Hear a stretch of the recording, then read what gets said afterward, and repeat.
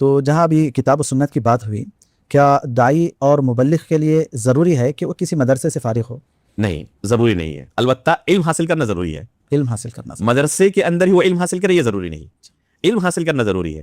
اس لیے جب آپ نے پوچھا کہ بردرس سے مراد کون ہے، تو ہم نے اس وقت کیا کہا تھا کہ اساتذہ کے سامنے بیٹھ کر معروف طریقے سے بتدریج انہوں نے کتاب و سنت کا علم حاصل نہ کیا ہو. تو یہ ہے حقیقت میں اصل شرط، کہ استاد سے اس علم کو حاصل کیا ہو، استاد کے سامنے بیٹھ کر بتدریج معروف طریقے سے علم کو حاصل کرنے والا ہو. تو اس سے یہ پتا چلا کہ استاد کا ہونا ضروری ہے.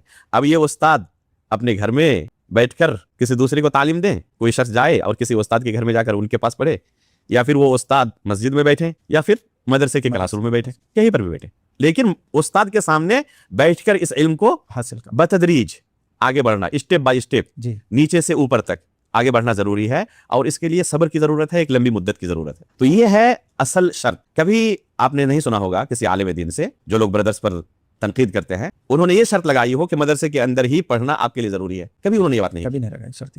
ہمیشہ وہ یہ کہتے ہیں کہ آپ اساتذہ سے معروف طریقے سے علم حاصل کریں.